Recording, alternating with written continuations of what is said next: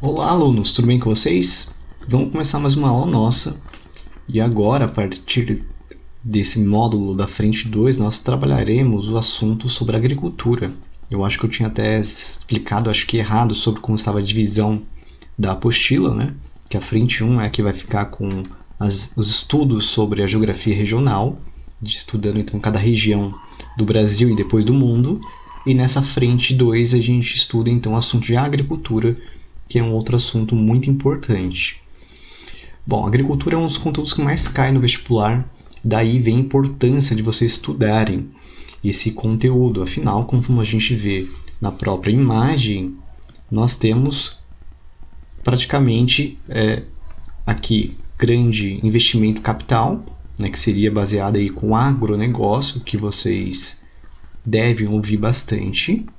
E aqui embaixo vocês têm o assunto mais impactante no Brasil, que seria o outro lado da ponta, o lado em que nós temos a questão da subalternidade, a questão de pessoas sem condições financeiras, em que vive boa parte da população brasileira, que seria aí, para alguns, agricultura familiar e outros, a questão agrária, que envolve os movimentos sociais como a MST. Bom, o tema da aula hoje é sobre agricultura e os tipos de produção. E aí nós faremos então um estudo nesse primeiro momento sobre essa caracterização geral. Depois nós partiremos então para o estudo sobre a produção agrícola. Depois veremos o que seria essa revolução verde e o agronegócio. E também veremos outros assuntos relativos ao sistema de produção que não foram abordados nos demais tópicos. Primeira coisa importante entender é como é feita essa divisão da agricultura. Embora esse é um tipo que nós usaremos em aula, e existem outros, e é aberto, evidente, a cada análise. De forma geral, nós podemos entender que a agricultura é dividida em dois grandes setores, moderno e tradicional. O tradicional ele ainda é dividido em 4 partes, tendo o plantation, jardinagem, subsistência, itinerante. Já o moderno, ele só é agroindústria e o complexo agroindustrial, que praticamente são as mesmas coisas conforme nós veremos na aula. Nesse primeiro momento, nós estudaremos então a agricultura tradicional, olhando cada um desses tipos que nós abordamos. E depois nós analisaremos o que é a moderna, como ela chegou a esse momento e o que seriam esses dois itens aqui. Começando pela agricultura subsistência. Essa é uma agricultura, como o nome diz, que é praticamente para sobrevivência.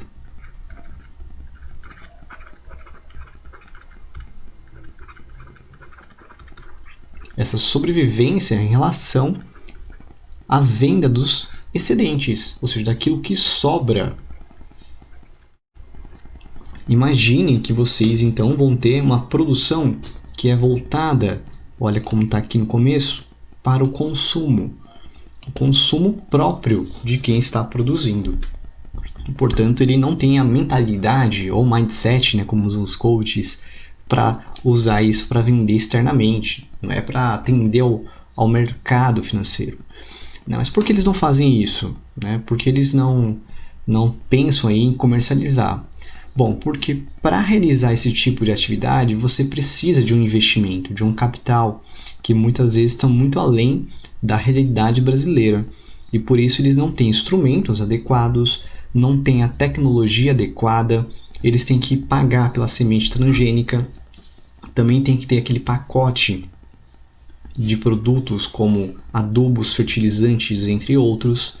Enfim, você tem uma série de encargos que fica muito mais impossível de uma população rural muito pobre conseguir sobreviver.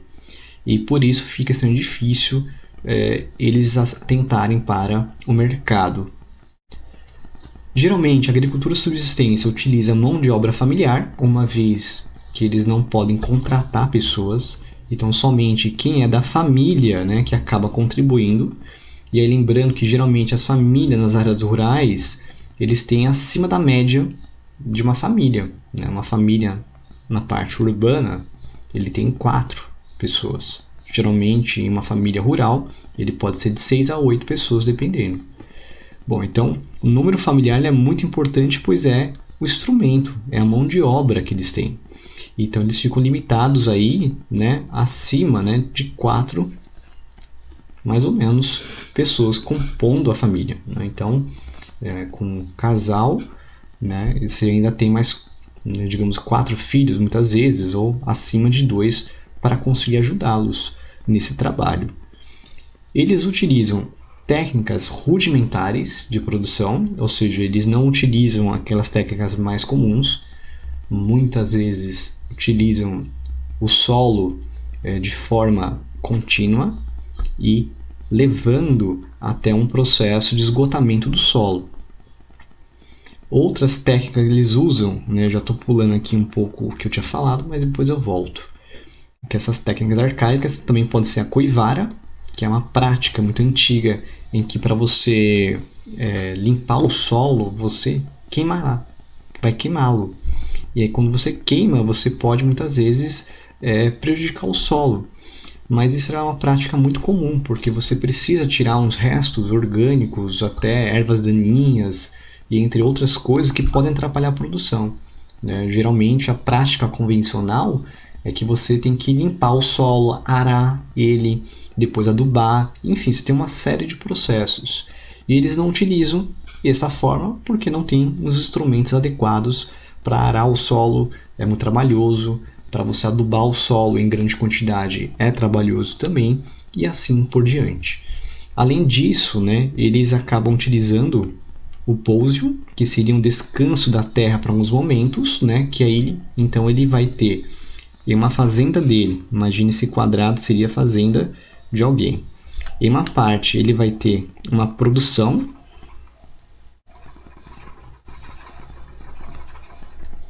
e aí, digamos, em outra parte ele vai deixar vago, né, que seria esse ponto aqui que eu estou pintando de roxo.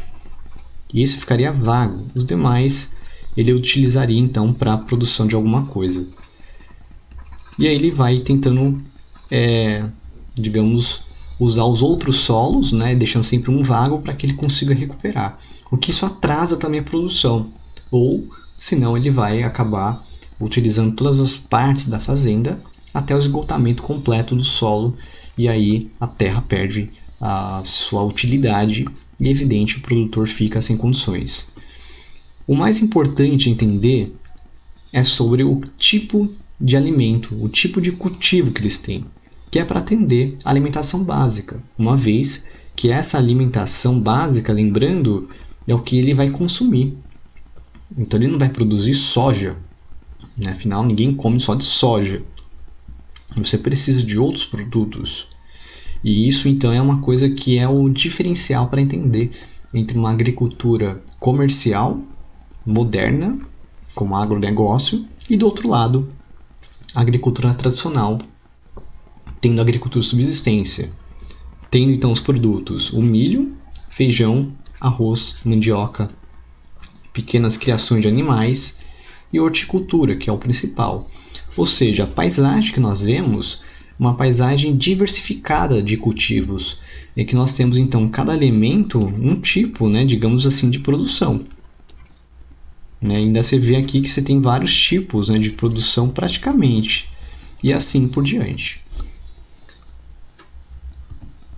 Continuando, nós temos aqui a agricultura itinerante.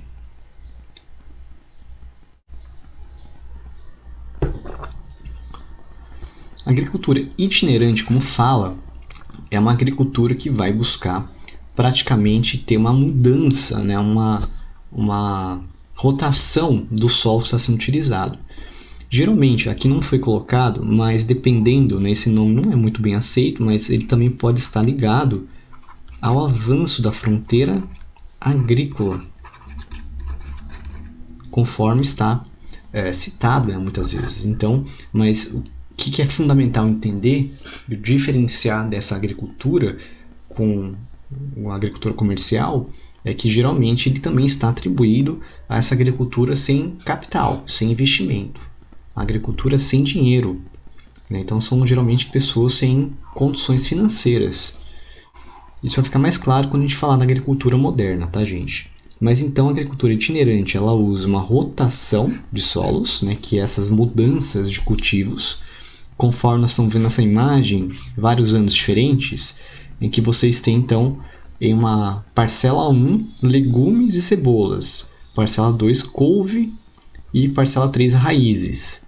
Aí depois você vê que o ano 2 você trocou, né? O couves que estava no meio, ele veio para o lado esquerdo, certo? A raízes que estava no terceiro lado, ela vem para o lado meio, certo? E o legume cebola estava lá em primeiro, ele vai lá para o outro lado. Então vejam só como isso é uma forma importante de você alterar, né? Então isso geralmente lá vem por vários motivos. Um é para tentar evitar o esgotamento do solo. O outro é quando aí já teve o problema do esgotamento do solo e você está buscando novas terras. Quando aí você está buscando novas terras, é o que a gente tinha falado já de fronteira agrícola, né? Que muitas vezes a fronteira agrícola é quando geralmente uma grande quantidade de produtores estão avançando sobre um novo pedaço de terra. Isso estava claro naquela primeira imagem que vocês viram a quantidade de tratores avançando, né? Perdão, praticamente seria mais ou menos esse esquema em que nós teríamos essa fronteira agrícola. E lembrando que a gente já até citou sobre a fronteira agrícola no centro-oeste. Então essa fronteira ela digamos assim, um avanço em grande quantidade de produtores sobre terras que não eram utilizadas para agricultura. Então, às vezes, são terras compradas, terras tomadas, né, terras, digamos, alugadas, vamos dizer assim, e começa a ter essa produção. E, geralmente, aquelas pessoas que não têm condições financeiras aproveitam essa grande, digamos, quantidade de pessoas indo para uma região e avançam junto também. Né? Mas isso aqui eu vou explicar melhor em outro momento também. Mas enfim, a agricultura itinerante, conforme dito, ela é sem equipamentos modernos, são rústicos, né? Utilizando aí o comum enxada, foice, arado. Não tem insumos, né, que seriam aquilo para ajudá-los na produção, né, como por exemplo adubo para deixar o solo melhor, fertilizante, né, para deixá-la mais fértil e corrigir alguns problemas, e sementes selecionadas, que seriam aquelas transgênicas, que geralmente são mais resistentes e mais produtivas do que as sementes tradicionais. Da mesma forma da questão da subsistência, esse também vai ter uma mão de obra escassa, né? E geralmente o produtor rural ele não vai ter condições de contratar um empregado. Então, a mão de obra vai ser escassa, ela vai ficar limitada a familiar também. Bom, e aqui é colocado que ela é insuficiente e mesmo sendo mais numerosa do que no sistema intensivo. Deixa eu ver se faltou mais uma coisa, gente.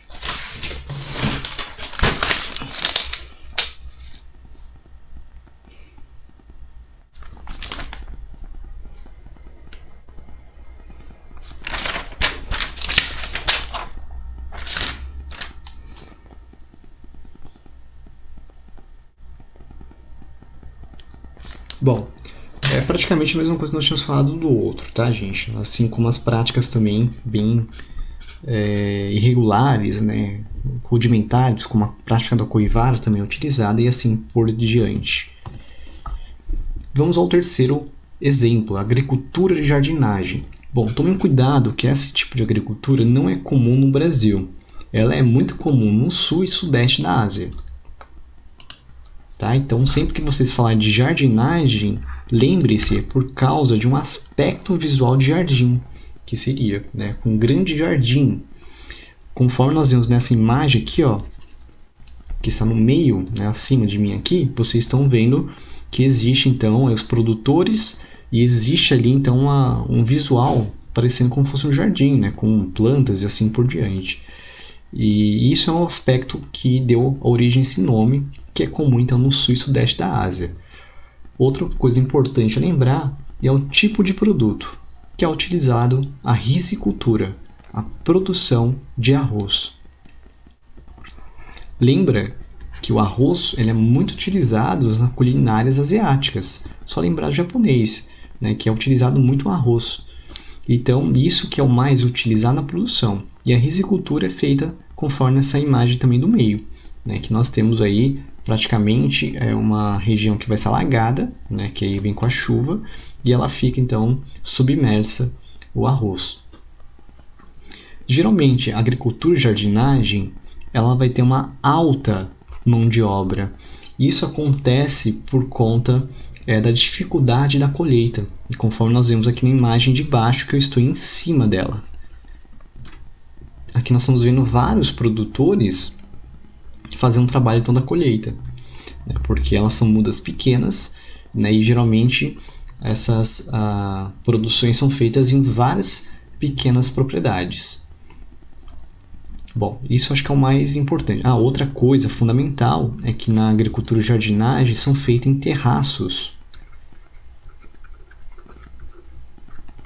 Aí aproveitando o caráter, né, de mais montanhoso ali da região da Ásia.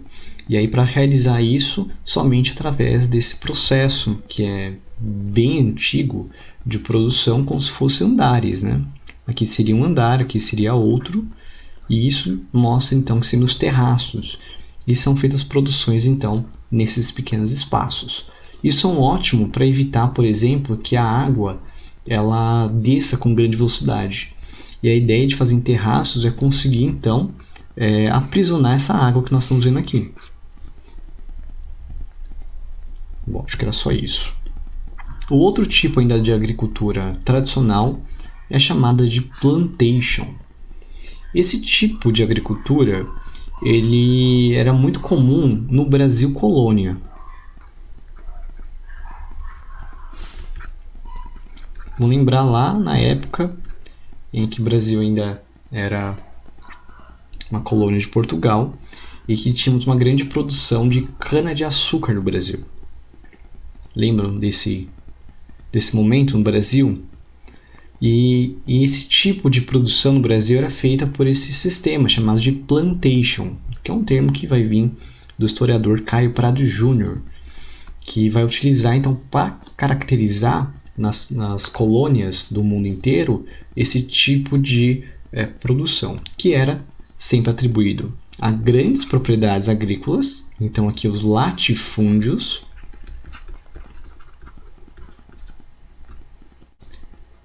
utilizado, né, no Brasil colônia com trabalho escravo, né, embora hoje o trabalho escravo ele é proibido, mas o plantation ainda tem algumas regiões, conforme falaremos, e é utilizado de uma forma bem exploratória o trabalho, sem condições de trabalho mesmo, não tem um vínculo trabalhista e acaba sendo aquela que a gente chama de trabalho análogo à escravidão, que tem semelhanças, né, mas acabam tendo digamos assim, uma questão de exploração do trabalho, né? Salários muito baixos, você trabalha alta jornada de trabalho e sem condições que nós temos. Continuando com as características do plantation. Ele geralmente é atribuído a um tipo de produção, tendo aqui a monocultura. Essa monocultura, geralmente, ela vai ser produzida em larga escala, né? Então, nessa grande propriedade. E o mais importante é que essa produção ela é voltada ao comércio externo. Então ela é voltada geralmente como uma commodity. O que é uma commodity? É um produto geralmente primário, né? Dependendo, que vai ser vendido em grandes quantidades e comercializado na bolsa de valores. Assim como a soja ela é uma commodity, o milho é uma commodity, a cana-de-açúcar, né, com seu processo de produção de álcool, ela é uma commodity. A carne bovina também ela é uma commodity. Né? Café, né, também não sei se eu citei. O arroz também pode ser. Então são geralmente produtos que são muito consumidos a nível mundial. E aí geralmente elas, por serem comercializadas na bolsa de valores, ela tem um valor muito alto. E isso geralmente então é feito em grandes mercados mundiais. Bom, e hoje em dia, onde que está os plantation? No continente africano, né, que embora a gente conheça esse continente como um continente da fome, ela também é um continente em que temos a produção de plantation, né, de comércio externo. Que a gente pode colocar aqui, ó, já adiantando o termo, agronegócio. Assim como no Brasil. O Brasil tem uma contradição. Existem regiões no Nordeste, no sertão brasileiro, em que existe uma fome muito forte. Mas nós somos o país do agronegócio.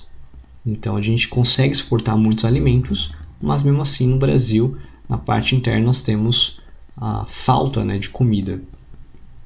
Bom, outra região que também tem é a América Central, que ainda continua muito com esse sistema devido aí a uma grande concentração de terras, que é o principal fator desses latifúndios e uma desigualdade social complicada, né? No Brasil tem alguns sistemas parecidos, mas muito se discute se é plantation ou não, né? A gente pode falar de outras formas, né? E lembrando que o trabalho escravo praticamente não existe, né? O trabalho escravo, afinal, muitos países aboliram, mas existem relações muito parecidas com a escravidão, né? Então aí fica um dilema muito grande o que nós temos. Bom, e aqui nós encerramos pelo jeito já essa primeira parte, né? Essa parte que nós abordamos o tradicional, itinerante, subsistência, plantation e jardinagem. E agora nós vamos abordar então o que é essa agricultura moderna.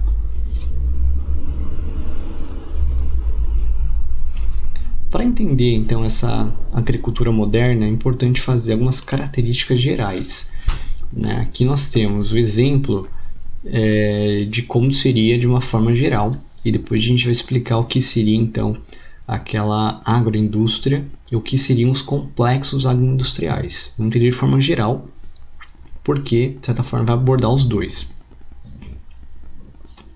A agropecuária moderna é quando é utilizado então um grande investimento em tecnologia.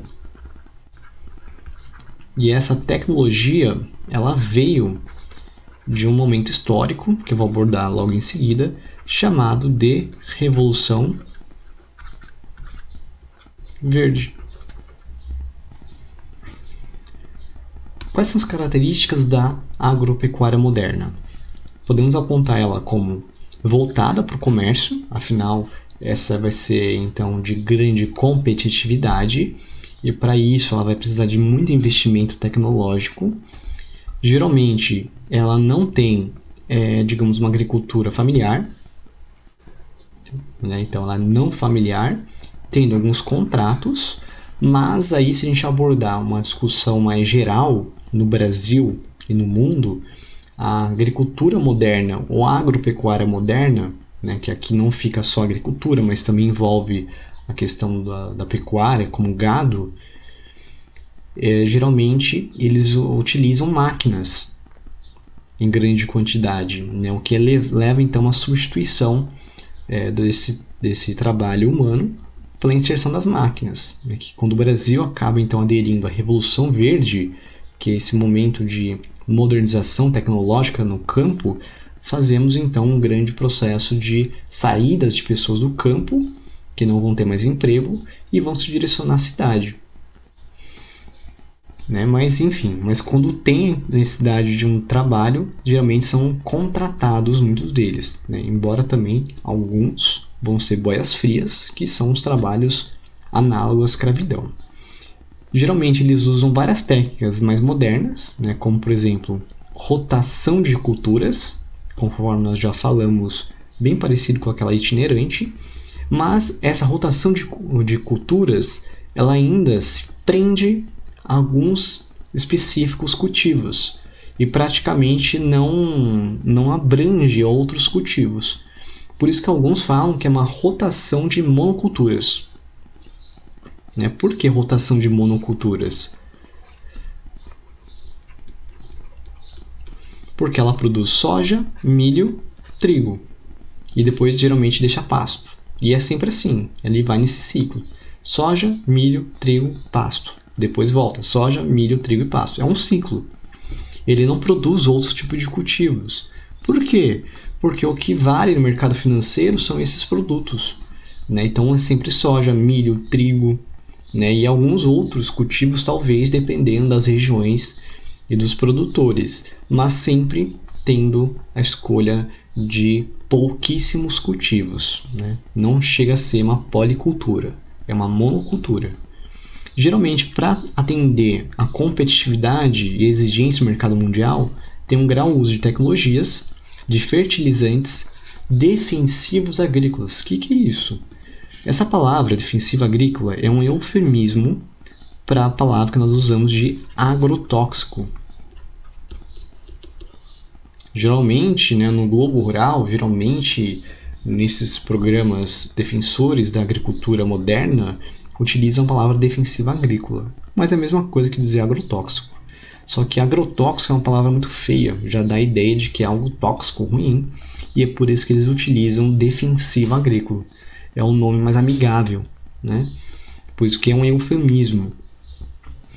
E geralmente a agricultura moderna usa a seleção de espécies e sementes, né, através aí dos estudos digamos assim, das sementes transgênicas, da biotecnologia e entre outros processos semelhantes.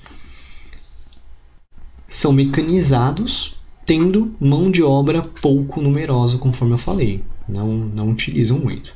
E aqui nós temos imagens que mostram esse exemplo, né, os exemplos das máquinas, dos maquinários em grandes quantidades, né, meio que avançando sobre as regiões. E aqui nós vemos uma paisagem do que seria por cima dessa produção, né? Então seriam várias produções, digamos assim, mostrando a soja, né? Praticamente inteiro, toda essa imagem com a produção de soja em uns momentos em áreas que estão sendo plantadas, tiradas e assim por diante. E aqui nós vamos abordar um assunto de Revolução Verde. A Revolução Verde, ela é um fator extremamente importante para entender como surge essa agricultura moderna. Bom, nos anos 50, no México, teve vários problemas agrícolas, em que levaram então fracos cultivos de milho. E aí alguns produtores fizeram uma parceria com uma indústria americana extremamente famosa, né, uma transnacional muito poderosa da indústria Rockefeller, né, dos caras mais ricos do mundo, e que eles também eram produtores de petróleo, né, que era o principal produto deles, mas eles têm uma diversidade enorme de produtos.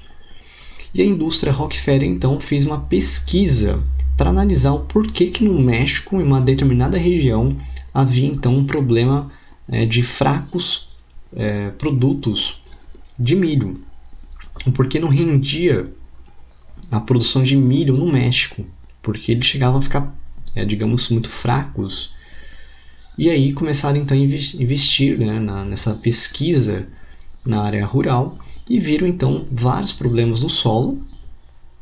E esses problemas no solo são por vários motivos, mas são devidos então a diversos problemas, né, que deveriam ter uma correção do solo, uma diminuição da acidez e assim por diante. E aí começaram então a propor, né, um investimento científico e tecnológico para melhorar esse solo. E nisso nasce então a biotecnologia, que virá então com uma grande revolução no campo. E aí o nome de Revolução Verde é porque o verde é atribuído ao campo.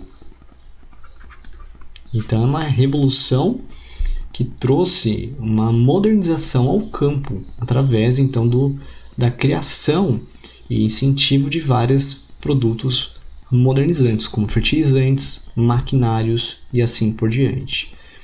Bom, lembrando só aqui nesse mapa que mostra os tipos climáticos do México, o quanto que o México ainda tem uma diversidade, né? Ele chega bem próximo a algumas regiões equatoriais, mas ele também tem umas regiões mais parecidas com cerrado, deserto, né? Tem umas regiões semiáridas. Então, assim, ele tem vários tipos climáticos, né, por conta da sua posição geográfica. E isso, então, é um desafio, que o México não consegue ser o mesmo, digamos, ter a mesma produtividade em todas as suas regiões devido à sua variedade climática e também variedade do solo. Bom, e aqui houve então com a Revolução Verde o desenvolvimento da biotecnologia, como eu disse, criação também, muito importante isso, gente, criação das sementes transgênicas, né, que você vai ter então na biologia uma grande mudança do DNA, né, das sementes, fazendo com que elas sejam então mais resistentes. Seria uma ideia, olha só, né? As sementes transgênicas e o pacote tecnológico que eles criaram para o México levou então à produção do trigo quadruplicada.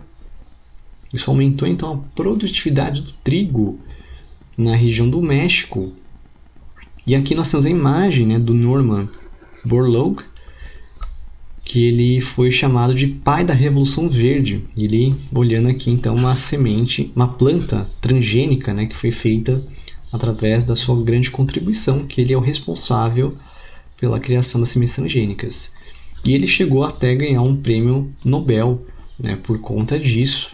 E muitos acreditaram então que com a planta transgênica, a semente transgênica que é criada em laboratório e resiste então a pragas e a diversidade climática, poderia ser uma solução para o fim da fome no mundo. O problema é que aí os produtos viraram mercadorias. Então, os alimentos são nada mais que uma mercadoria e o importante é lucrar. Outro ponto importante que mostra essa imagem, né, acabei ficando em cima dela, mas eu tento depois alterar onde eu fico, talvez aí já consigam ver melhor, mostrando a relação do número de espécies e pesticidas, né, mostrando aí que existe, então, à medida que você aumenta o uso delas, você acaba tendo, então, maiores resistência aos pesticidas. E aí isso leva a um problema, né, porque à medida que eu uso mais, digamos, veneno, né, mais agrotóxico, por exemplo, vai aumentando a resistência, né, digamos, dessas pragas. E aí isso leva, então, a uma necessidade de você aperfeiçoar, por exemplo, o agrotóxico, deixando ele mais potente, ou tendo uma variação dele. Isso, então, exige que você use também uma maior quantidade. Né? Então, ou você altera completamente, produzindo novos agrotóxicos, ou você aumenta, então, o número de uso do veneno. Né? Porque você vai resistindo. Isso é que nem a questão do uso excessivo de antibióticos. Isso vai criar uma resistência quando tivermos a necessidade, então, de um vírus praticamente que nos acaba nos atingindo, a gente toma antibióticos cada vez mais fortes, né? Assim como a gripe, por exemplo, se a gente for pensar, né? Isso tem inúmeros exemplos. Mas enfim, então, à medida que a gente usa mais agrotóxicos, isso aumenta mais a resistência desses artrópodes, fazendo então que a gente tenha a necessidade de criar novos agrotóxicos ou usar uma carga maior de agrotóxicos. Nessa imagem nós temos aqui os maquinários, né, que são utilizados então nessa Revolução Verde, que foram as grandes mudanças. Para conseguir essas máquinas, você tem que ter muito capital, tem que ter muito investimento. E isso para a realidade brasileira não é comum. Então isso fica então para esses mega, digamos, produtores, que geralmente são latifundiários. Aqui nessa imagem nós temos duas imagens mostrando a relação aqui em cima do transgênico, né, dizendo aqui as duas plantas, transgênico, dizem que está faltando alimento no mundo, mas não tinham inventado um tipo de planta que ia acabar com a fome? E aí ela diz, não estou sabendo, né? E aí isso aqui é uma ironia, porque quem deveria acabar com ela era o transgênico. Então eram elas que deveriam acabar, mas vejam que ainda existe fome no mundo em abundância. E aqui é outra imagem, que se não me engano, as duas caíram no Enem, tá, gente? Essa eu tenho certeza, a outra eu não lembro. Mostrando essa imagem de baixo, né, o cara no psicólogo, esse é o psicólogo, esse aqui seria então a pessoa que está consultando, ele dizendo, por que o senhor desconfia que a sua mulher está tentando matá-lo? Aí o cara diz, né, ela me serviu pimentão, alface e tomate no jantar, e de sobremesa morango e uva. Mas por que esses produtos? Esses produtos que ele cita são todos ditos que usam muito agrotóxico, acima do permitido pela Anvisa. E isso, então, torna-se uma discussão mais forte sobre o uso dos agrotóxicos, né? Que além de eles serem extremamente criticados no mundo, existe, então, um uso abusivo do agrotóxico acima do permitido pela Anvisa. Dentre as consequências da Revolução Verde, nós temos aqui o êxodo rural, que é essa saída de pessoas do campo para a cidade, né, que foi causada aí pelo desemprego estrutural. Existem vários tipos de emprego. O desemprego estrutural é esse causado pela inserção de uma nova máquina que vai ser criada. Além também de que houve a concentração fundiária, né, e aí as pessoas que não tinham dinheiro para competir na agricultura acabam vendendo suas terras a preços mais baratos, né, para os grandes compradores. A Revolução Verde leva a uma dependência do campo sobre a cidade. Por quê? Porque a gente vai ver, acho que isso em outro slide, vou até adiantar, mas eu vou deixar isso para outro momento. Né, que aí vai ser o que a gente chama de agroindústria.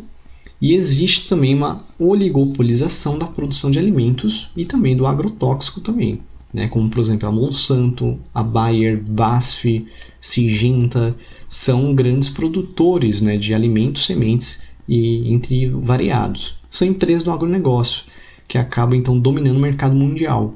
Né? Lembrando que oligopólios é quando, digamos assim, poucos concentram a produção e o controle da cadeia alimentar. Né? No exemplo nosso de oligopólio, que é sobre os alimentos. E aqui nós temos o agronegócio. Né? O agronegócio ele surge então dessa, digamos assim, não é fusão, mas seria uma mistura um pouco da agroindústria. Mas o agronegócio ele está mais para o complexo agroindustrial. Né? A agroindústria é uma variação.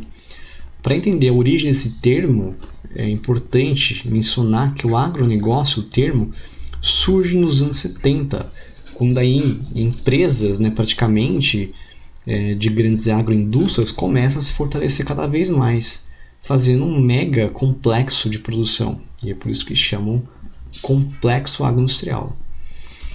Então, a agroindústria é quando você tem a junção do setor primário e setor secundário. Primário, relativo à agricultura, a matéria-prima.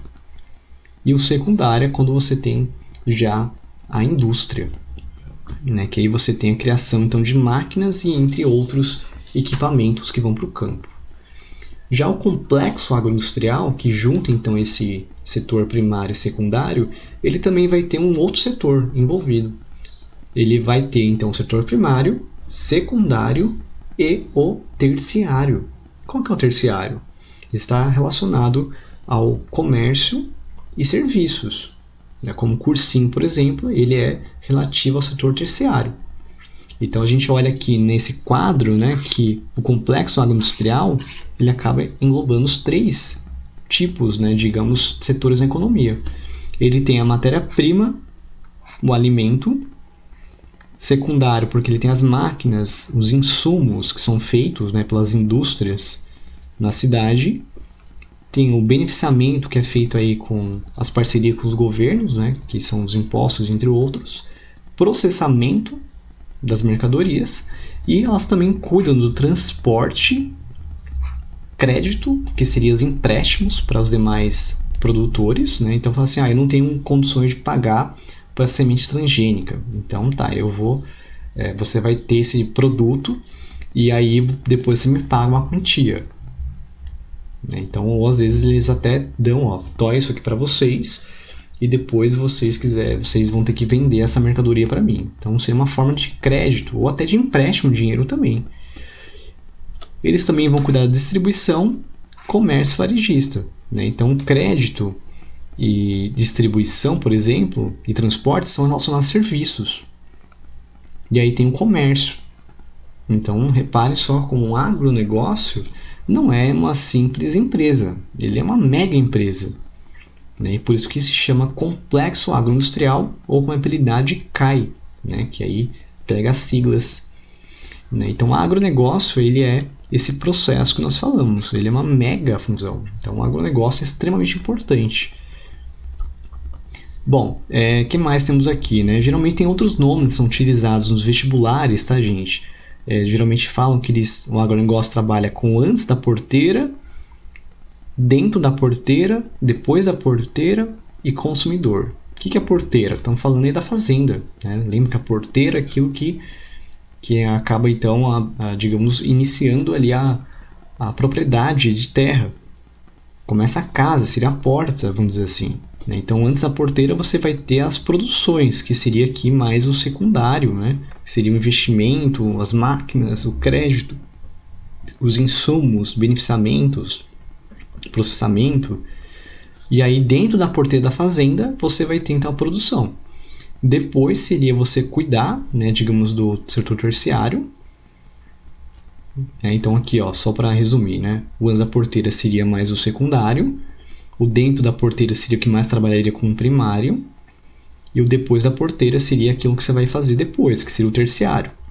Né? E aí depois tem o consumidor, que seria a outra relação que eles não acabam tendo muito contato, né? Mas eles têm a distribuição e o comércio varejista. Então seria mais o terciário, primário e secundário. Outros também falam que existem os nomes indústria montante, que é aquilo que vai estar no começo, né, que seriam então as máquinas, a produção de máquinas, fertilizantes, adubos, sementes, agrotóxicos, que seria isso que a gente falou de antes da porteira. A produção agropecuária seria o que a gente abordou aqui dentro da porteira, agricultura e pecuária. E a indústria jusante, que fica aí no final, né, digamos, do processo. E lembrando que montante jusante tem a ver com bacias hidrográficas e rios, né, de onde começa até onde cai. Jusante é onde tem próximo à foz. Então isso seria o término, que seria esse depois e o consumidor.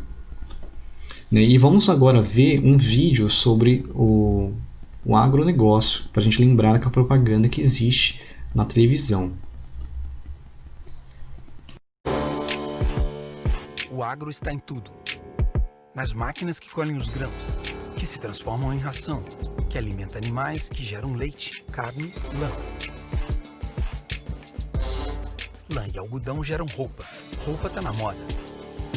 Moda gera lucro, que gera emprego e investimento, que volta para o campo, aumentando a produção de trigo, milho, cana. Cana faz etanol, que movimenta carros. Carro está na propaganda, que anuncia tudo. O pneu de borracha que veio das árvores, o sapato de couro que veio do gado. Tudo vem do agro. Agro é tech, agro é pop, agro é tudo. Agro, a indústria riqueza do Brasil. Tá na Globo.